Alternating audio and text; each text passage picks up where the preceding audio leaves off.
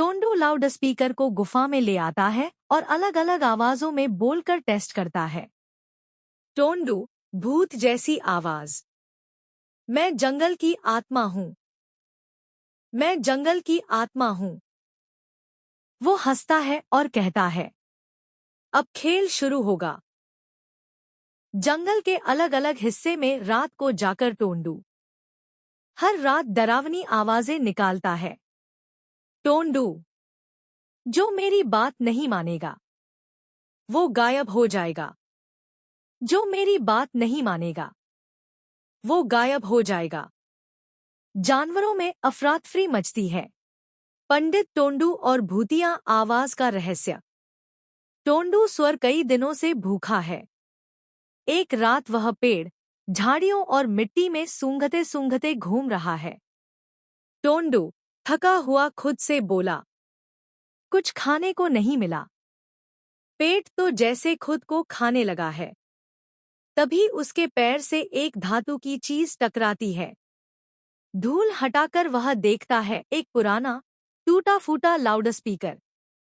वह उसे सूंघकर बुदबुदाता है, ये खाने की चीज नहीं है।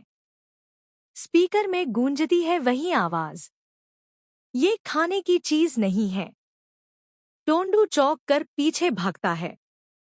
टोंडू डरा हुआ, ये क्या? मेरी आवाज किसने दोहराई? कोई भूत है क्या? कुछ पल बाद वह वापस आता है और दोबारा कुछ बोलता है, हेलो, हेलो। अब टोंडू समझता है, ये कोई भूत नहीं, जादू जैसा कोई यंत्र है जो मेरी आवाज दोहराता है। उसकी आंखों में शरारत की चमक आ जाती है। टोंडू लाउडस्पीकर को गुफा में ले आता है और अलग अलग आवाजों में बोलकर टेस्ट करता है। टोंडू, भूत जैसी आवाज। मैं जंगल की आत्मा हूँ। मैं जंगल की आत्मा हूँ। वो हंसता है और कहता है, अब खेल शुरू होगा।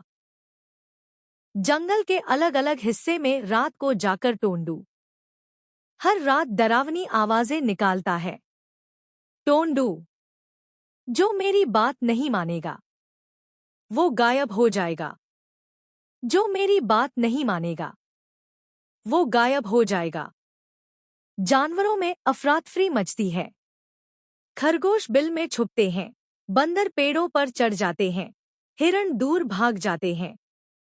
अगले दिन टोंडू जानवरों के पास जाता है और कहता है, मुझसे बात करने के बाद आवाजें शांत हो जाएंगी। मैं जंगल के आत्माओं से संपर्क करता हूँ। मुझे फल, दूध और सेवाएं चढ़ाओ। डरे हुए जानवर मान जाते हैं। टोंडू को चढ़ावे में केले, आम, दूध और सेवाएं मिलने लगती हैं। अब टोंडू बन जाता है पंडित टोंडू बाबा, जंगल के आध्यात्मिक गुरु। तोता मीतू को शक होता है। वो एक रात छुपकर गुफा के पास बैठता है। वह देखता है कि टोंडू खुद बोलता है और वही आवाज स्पीकर से गूंजती है। मीतू चौंक कर, तो ये है रहस्य। ये तो खुद ही डर फैला रहा है। वो तुरंत राजा भैरव सिंह के पास जाता है।